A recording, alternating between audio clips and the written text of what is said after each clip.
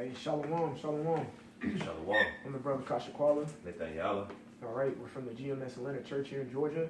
First and foremost, giving all glory, honor, and praises to Yahweh, Ba'ashem, Yahushai, Ba'ashem, Ruach Double honors to the apostles and elders of Great Millstone who rule and teach well.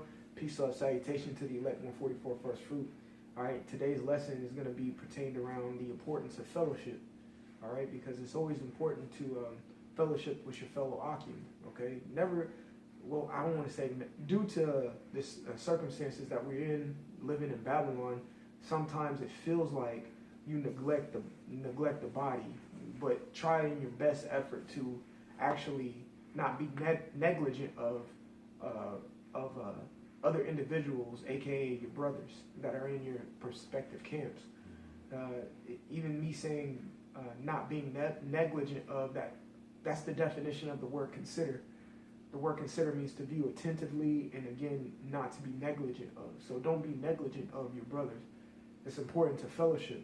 If there's an opportunity to link with a brother, no matter how far or how close he is, man, do it. If you ain't got shit going on, go do it, man. All right, you ain't got no other excuse. What was you gonna do anyway at home? Bullshit. All right, don't sit here and tell me, oh, I read all day. No, bro, you just don't. You know, you read, you know, and you probably chill afterwards. Well, chill with a bro.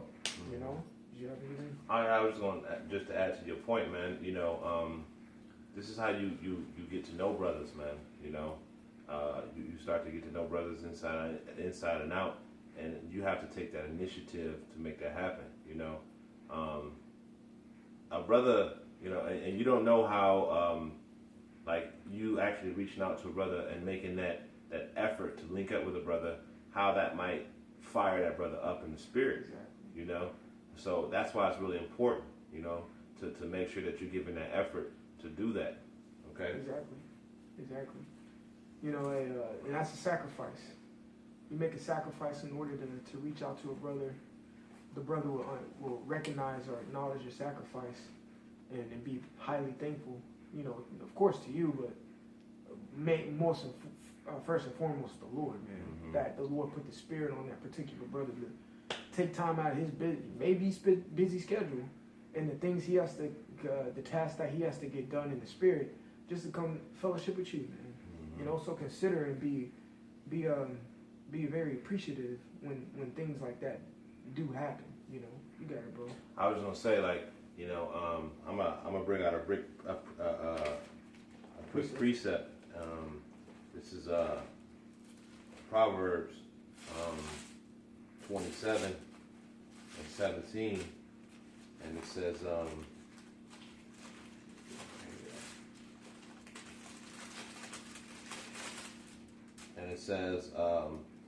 iron sharpeneth iron, so a man sharpen the countenance of his friend. There you go. You see? And that countenance goes into his stature, you know, how he feels, his confidence in himself, you know, in the spirit. And that all comes from, you know, fellowship. You can't get that, you know. That's what I was saying earlier about that fire you ignited a brother. You can't get that if you never take the time to reach out to a brother, you know. That's right. And then, you know, even in the truth, you have some brothers that you may link up more than others, and that's okay. Mm-hmm. But you can't neglect, you know, the brothers. You know, you got to make effort to link up with brothers, even if, you know, it's every once in a while. Hey, brother Shalom. Hey, what you got up? Oh, I ain't got nothing up, man. Hey, why don't we try to link? And y'all even meet halfway or something like that. But it's important because, you know, the whole thing about iron sharpening iron is that you can learn from each other and you can grow in the spirit. And that's very, very important, growing in the spirit. You know, you have brothers that's been in this thing for a while and they teach younger brothers, and the younger brothers learn from what they're learning from the older brothers. You see what I'm saying? Mm-hmm. And that's that sharpening, okay? And you wouldn't get that if, you know, brother not taking the time to link, mm-hmm. you know? And that's something that, you know, the Bishop of Tazawan and the head brother in our camp, he expresses all the time, the importance of brothers linking up. I got a precept. This is 1 Corinthians chapter 12, verse 23. It says, and those members... No, let me start at verse 22. 21, 20. All right. 1 Corinthians chapter 12 and 20, it says, but now are they many members, yet but one body. Verse 21, and the eye cannot say unto the hand, I have no need of thee, nor again the head to the feet, I have no need of thee. Correct. You know, the eye can't say to the hand, I don't have need for you. The eye has to see, so the hand knows where to go, because the eye wants the hand to grab something. But the eye can't be the hand because the eye can't grab it. Exactly. You know? So it says, verse 22, it says, nay, I know it's a tongue twister. It says, verse 22, nay, much more those members of the body which seem to be more feeble are necessary. All right? So, like, you know, you may not be able to link with a brother or maybe a younger brother in this instant, you know what I'm saying? But the younger brothers are the backbone to a lot of, to the body, man. Okay? So it says, verse 23, it says, and those members of the body which we think to be less honorable, upon these we bestow more abundant honor. All right, exactly. When you think about it, okay, a football player, you know, you think of the big injuries, ACL injuries, broken legs, broken arms, concussions, neck injuries, all that. But let an NFL player get turf toe. Just an injury on his toe, he's done. You see what I'm saying? The smallest little thing. It's the same thing with the body of Yahweh Shem Yahweh Shai when it manifested into men, us. The least brother, all right, you should be tended to him the most. You see what I'm saying? If you got young disciples, you should be tending and aiding them the most, you know, and not neglecting them, and, you know, not, I don't want to say refusing to fellowship with them, but your fellowship is kind of like not as high as it should be with those men. Your pull-up game, your fellowship game should be skyrocketing for the younger Akim. All right, so it says, for our comely parts have no need, Salakia. Verse 23, and those members of the body which we think to be less honorable, upon these we bestow more abundant honor, and our uncomely parts have more abundant comeliness. Verse 24, for our comely parts have no need. You know what I'm saying? Men who are, you know, established, okay? And I'm not saying that don't link up with men who are, you know what I'm saying? You link up with your elders because you're going to learn, okay? But there's a certain level of, you know, it's like a balance of things. I know it sounds cliche and redundant. All brothers always say a balance of things, but yeah, it's a balance to where you should be and who you should be fellowshipping with a lot. Don't neglect somebody who's young, man. All right, so it says, for our comely parts have no need, but the Most High have tempered the body together, having given more abundant honor to that part which lacked. Correct. Giving more abundant honor to that part which lacked, man. All right? And that's probably the Lord tier of each prospective camp, and man, don't neglect that. Because we got to build up, you know? And a part of fellowshipping is edifying, too. Yeah, I was about to say, like, take for instance the hand, something as simple as your hand. A lot of people don't realize that the one finger that balances the whole hand is the pinky. And it's the smallest, the most feeble part of the hand, but it balances the whole hand to where you can grab something and hold it steady, you know. And, you know, your brothers can look that up, but you'd be like, wow, the pinky finger actually balances the whole entire hand. That's why it's there, right? Well, it's the same with the body, you know. The Most High, unjust weight is an abomination to the Lord, correct? So, you know, you got all these men at the head, and you got like 3 or 4 men with all this knowledge, and then you got all these little cats at the end, and there's a bunch of them. Well, they balance the scale, right? And you need to make sure that you're taking time to actually link up, and it's not just left to the elder brothers too, or even the brothers that are not elders, just brothers that's been this thing for a while. It's also the younger brothers. They need to take an initiative too. It's not a one-sided thing. If you're just, you know, sitting here twiddling your thumbs and you're not making an initiative to reach out to brothers, you know, you're at fault too. Because as the brother said, and I keep quoting the elder brother Tazawan, he even said it a few times. He said, hey, if you ain't doing that, pick up the phone and call a brother, man. You know, pick up the phone and call a brother. And that's all brothers. It's not just, you know, elder brothers or younger brothers or whoever. It's all brothers.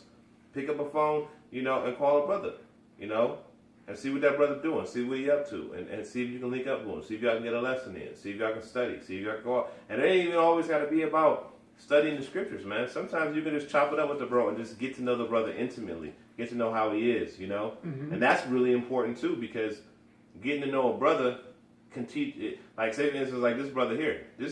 He an elder brother, right? Well, to me. He's been in the camp longer than me, so he's an elder brother to me, you know.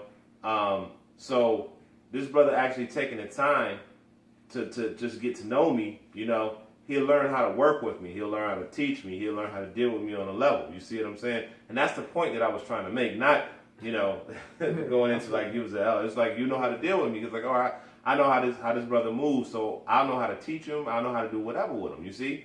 And that's the point that I was trying to make. But you don't get to that level if you don't take the time to get to know the brother and link up with him, you know? It builds a level of trust as well, man. You know, even like the brother was saying, getting to know a brother intimately and know a little something about him, it always will turn into spiritual conversation because y'all have something in common, which is the scriptures. We don't come and link up with each other to be buddy pals and friends. We link up with each other to see the Yahweh shine in each and every single one of us individuals. And I got something to speak to that too. Come on, go ahead, bro. This is John 13 and 34. And it says, a new commandment I give unto you, that ye love one another as I have loved you. You also love one another. By this all men shall know that ye are my disciples if you have love to one another. That's the spirit, man. He says, all you should know that we are disciples. And now I know that I see Yahweh Shai. I see he's trying to follow, because the word disciple means to follow. The word follow in Hebrew is yalak. Okay? So when you're following someone, you're striving to be like someone. All right? Just like Paul said, be followers of me as I am in Yahweh Shai Mashiach. All right? When we come to fellowship and know brothers on a certain level, we see him, that individual, trying to strive to be like Yahweh Shai at the end of the day. That's the main reason we fellowship, you know? That's the main reason. And it's the spirit. Because John 13? Yeah, John 13 and 34. Yahweh Shai all throughout the book of John, especially 13, I want to say 14 and 15. Those chapters, he speaks a lot about love, okay? And loving one another, all right? And that, you know, how else would John, I'm talking about 1st, 2nd, and 3rd John, I think it's 2nd John, how else would he understand how to give the definition of love to us? By the teaching of Yahweh Shai. And one of the main things is love one another. You know? Love one another. All right? I just want to say, since you actually hit it, you brought it out, I was going to bring it out. This is John 14 and 15. It says, if you love me, keep my commandments. There you go. If you love me, keep... Oh, go ahead, bro. Go ahead. I was going to say, you know, and that goes back to John 14 and 34. What was his commandment? To love one another. So if you love Yahweh Shai, you're going to keep his commandments, you know? And and then one of his commandments is to, he said, I can't remember what it is, but he said, I give you 2 great commandments. He said to love your Father in heaven with all your soul, mind, and strength, and to love your brother as you love yourself. On these 2 great commandments hang all of the laws of the prophets. You see? So, I mean, that covers those 2 commandments pretty much covers everything. You know? You do that, you're not committing adultery. You do that, you're trying to keep the law to the best of your ability. You do that, you're not covetous. You're not prideful. You know what I'm saying? And you're just brotherly. You know, that's the main thing. Okay? There's a saying in the world that love conquers all. It's factual. But when the Lord comes back in his chariot and he doesn't meet this place as a man, but in a pure, his pure state of power, he's coming back in love for his elect 144. Okay? And it's going to conquer everything. Because he got love for his 144,000 gifts that the Lord Yahweh relinquished over to him. And that's who he's going to share the kingdom with, man. Yeah, can you get Philippians 2:1 real quick? That's I was actually about to grab it. And hold up, I remember it's Acts 2:42. All right, Matter of fact, get Acts 2:42 first. Acts 2.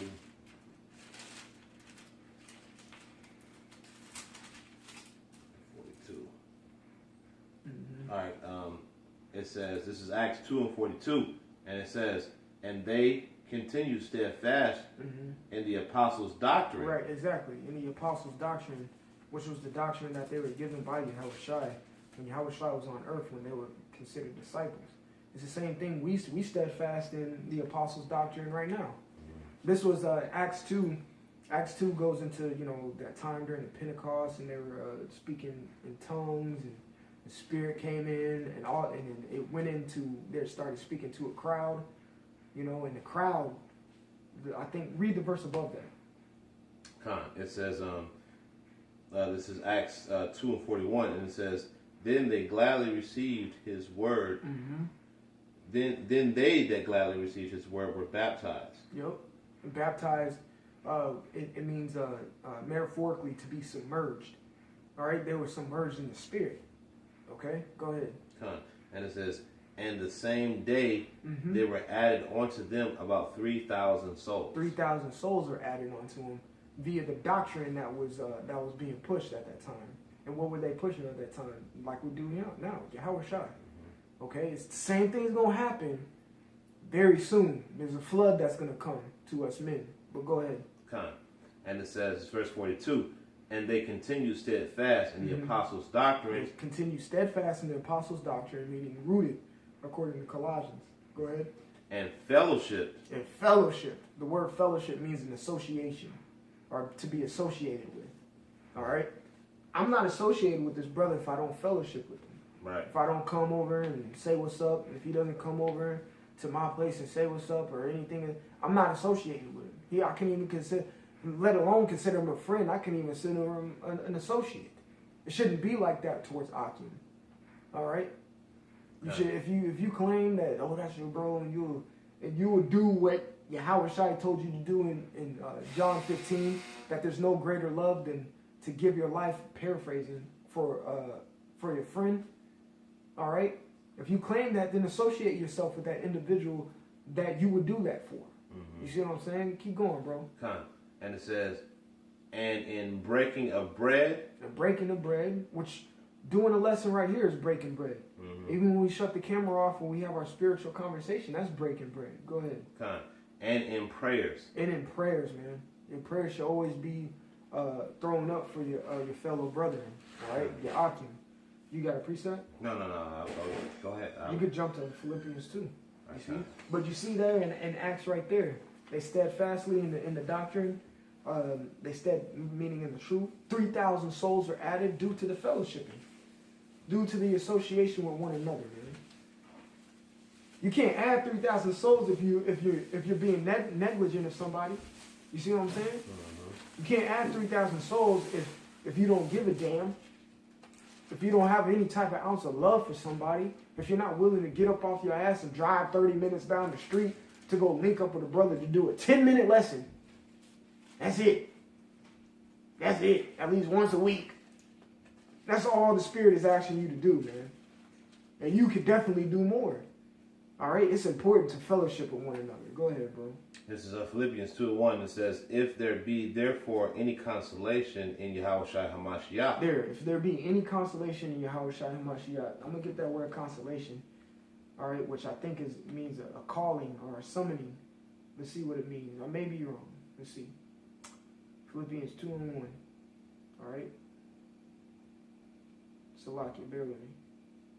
The word consolation, a call, it means a calling near or a summon. It's a paraklesis, paraklesis, which is the same.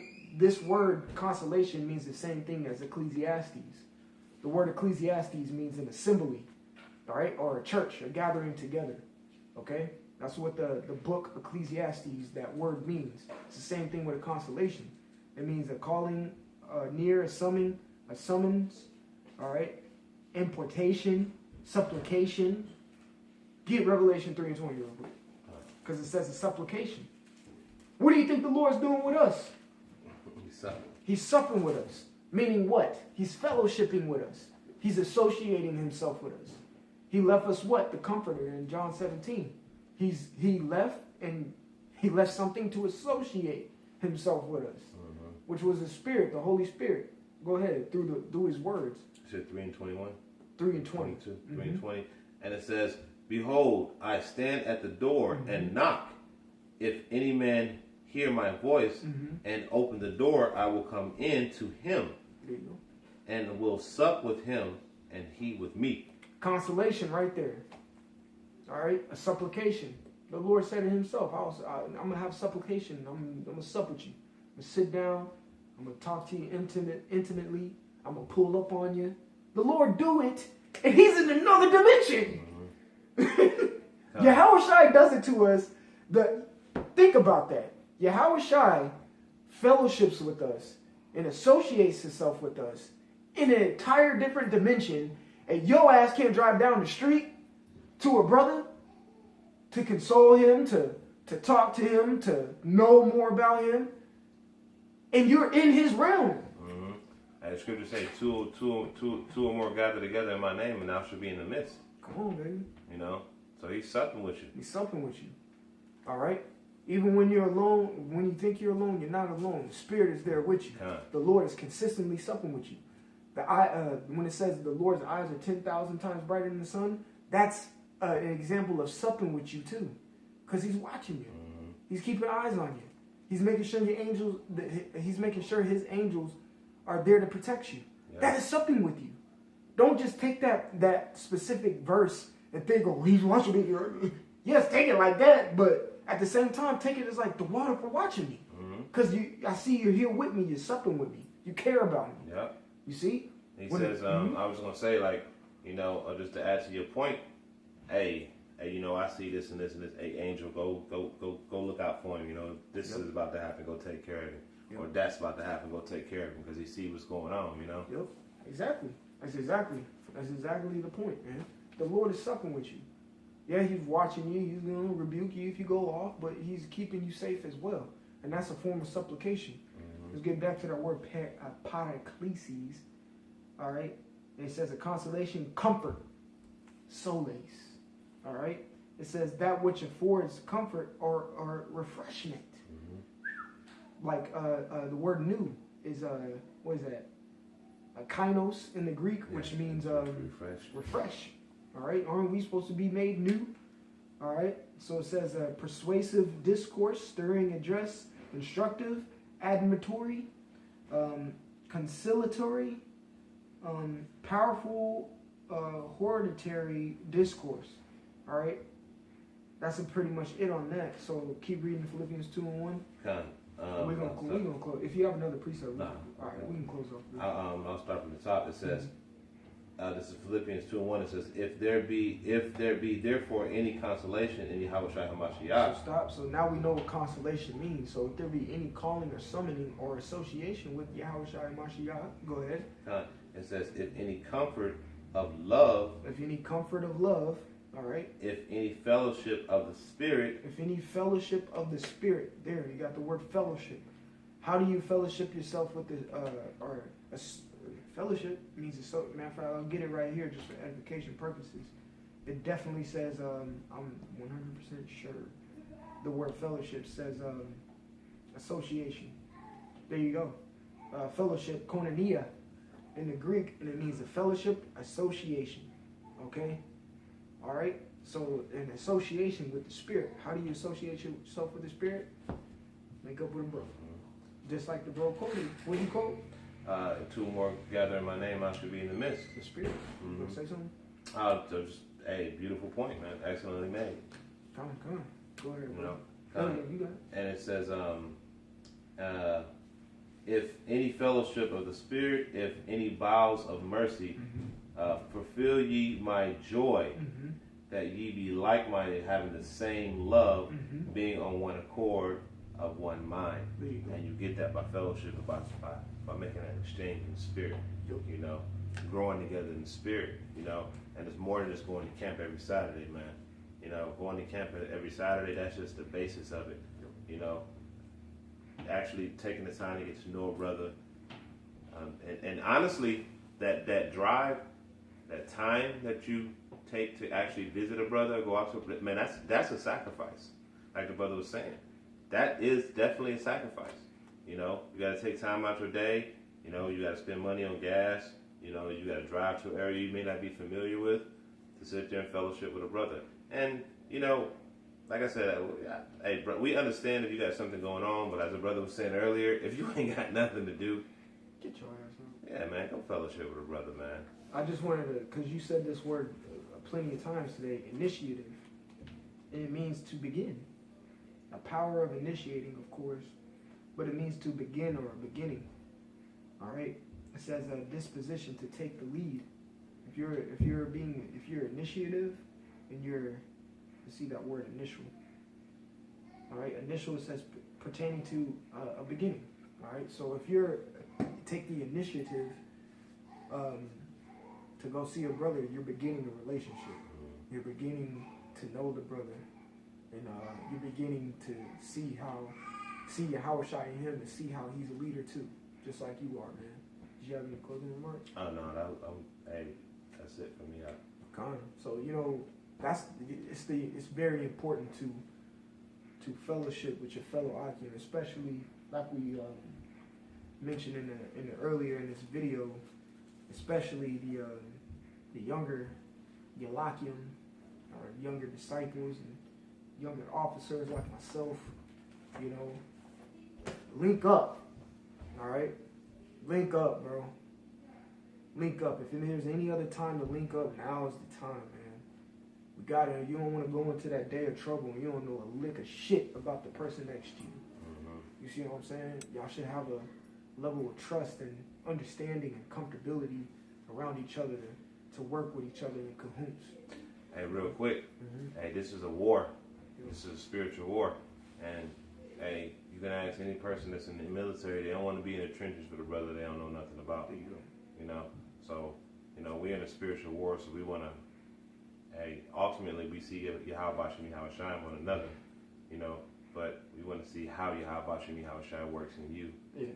You know?